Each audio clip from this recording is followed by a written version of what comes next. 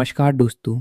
आज हम जानेंगे भारत की सबसे प्राचीन सभ्यता के बारे में, हड़प्पा सभ्यता, जिसे हम सिंधु घाटी सभ्यता के नाम से भी जानते हैं। ये है कक्षा 12 इतिहास का पहला अध्याय, ईंटें, मनके तथा अस्थियाँ। आइए इस अध्याय को रोचक और आसान भाषा में समझते हैं।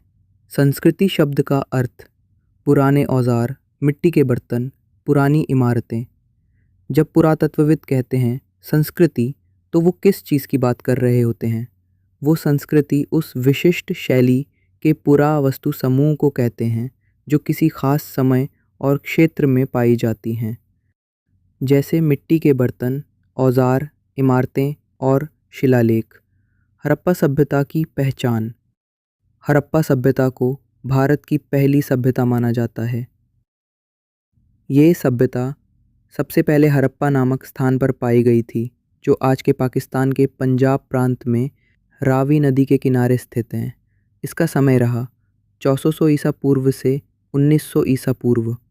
इसे हम हड़प्पा संस्कृति, सिंधु घाटी सभ्यता या सिंधु सरस्वती संस्कृति भी कहते हैं। इस सभ्यता का फैलाव लगभग 15 से 20 लाख वर्ग किलोमीटर तक माना जाता है, यानी एक विशाल क्षेत्र। सभ्यता के चरण। हड़प्पा संस्कृति को 3 भागों में बांटा गया है।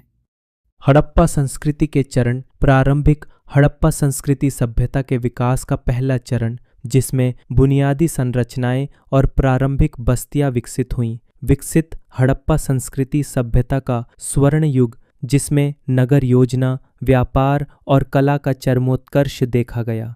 परवर्ती हड़प्पा संस्कृति सभ्यता के पतन का काल, जिसमें नगरीय विशेषताओं में गिरावट आई। काल निर्धारण की शब्दावली। BC = पढ़ी क्राइस्ट, ईसा पूर्व, ईसा मसीह के जन्म से पहले के समय को दर्शाने वाली प्रणाली, जैसे जोहस सारो इस्पूर। हड़प्पा सभ्यता का प्रारंभिक काल।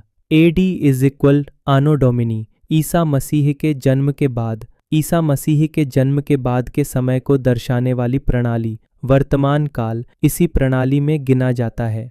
BP = बिफोर प्रेजेंट, आज से पहले, वर्तमान समय से पहले के काल को दर्शाने वाली वैज्ञानिक प्रणाली, जिसमें 1950 को आधार वर्ष माना जाता है।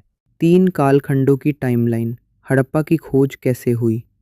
साल था 1856।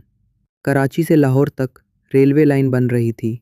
मज़दूरों को ज़मीन के नीचे से बहुत सारी ईंटें मिली, पर उन्हें नहीं पता था कि वो एक महान सभ्यता की निशानी है। फिर 1920-21 में दयाराम साहनी और माधो स्वरूप वत्स ने हड़प्पा का बाकायदा उत्खनन किया, और 1922 में रखालदास बैनर्जी ने मोहनजोदड़ो की खोज की। इसके बाद 1924 में सर जॉन मार्शल ने दुनिया को बताया यह एक नई सभ्यता है, और इसका नाम रखा गया सिंधु सभ्यता। सिंधु घाटी नाम क्यों? यह सभ्यता सिंधु नदी और उसकी सहायक नदियों के किनारे विकसित हुई थी। यही कारण है कि इसे सिंधु घाटी सभ्यता कहा गया। सिंधु सभ्यता की लिपि।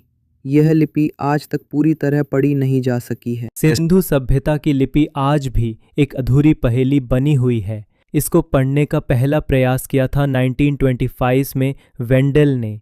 बाद में नटवर झा, घनपत सिंह धान्या और राजा राम जैसे कई विद्वानों ने भी इस रहस्य को सुलझाने की कोशिश की, लेकिन अब तक ये लिपि पूरी तरह पढ़ी नहीं जा सकी है। लिपि कहाँ पाई गई सबसे ज़्यादा? मोहनजोदड़ो में सबसे अधिक लिपियाँ पाई गईं, जबकि हड़प्पा से मिले हैं सबसे अधिक अभिलेख। तीसरे स्थान पर है धोलावीरा, जहाँ मिले हैं सबसे बड़े अक्षर जो नोटिस बोर्ड जैसे प्रतीत होते हैं। लिपि की विशेषताएं।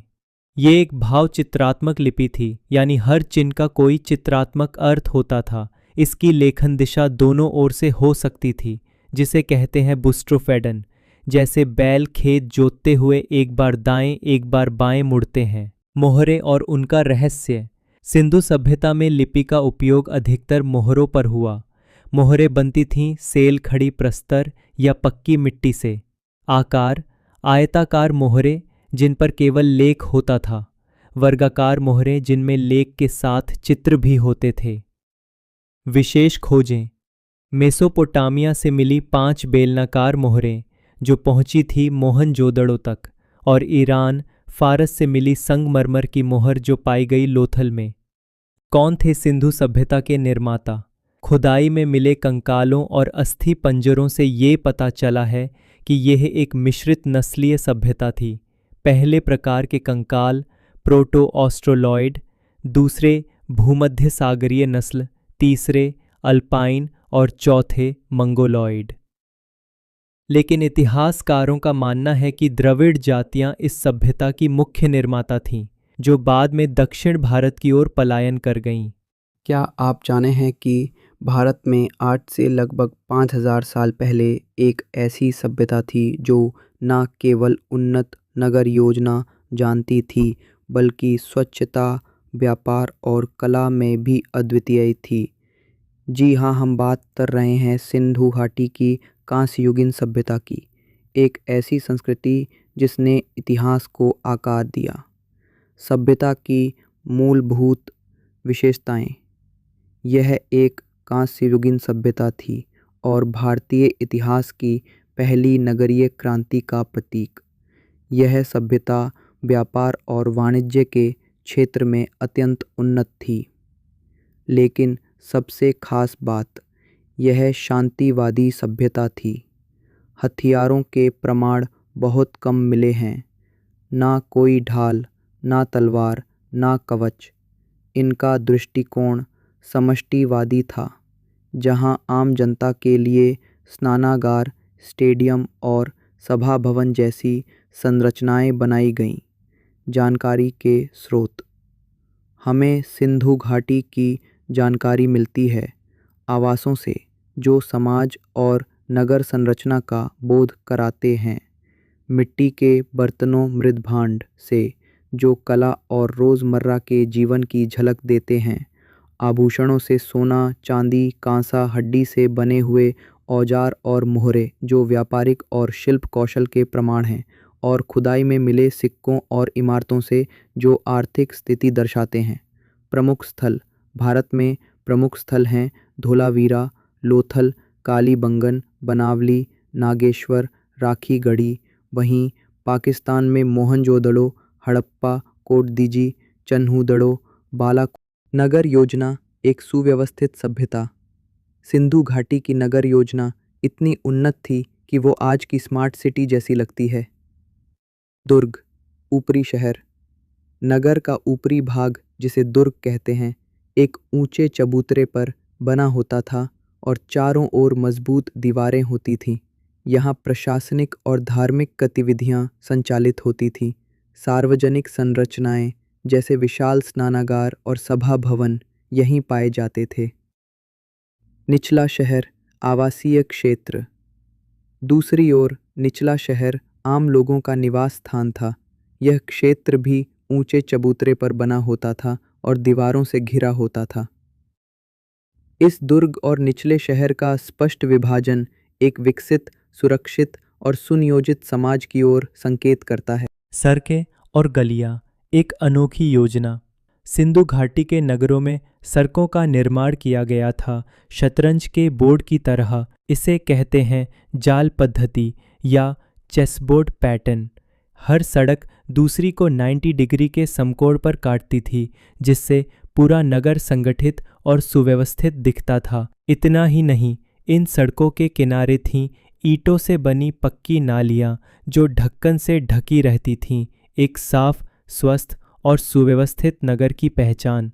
और अगर गंदगी जमा हो जाए तो उसके लिए थे शोषक कूप, जो गंदगी को रोकते थे और जल को प्राकृतिक रूप से सोख लेते थे। सबूत बनावली में मिले हैं पहियों के निशान और कालीबंगा में पक्की सड़कें, जो दिखाते हैं कि वहाँ परिवहन व्यवस्था भी थी।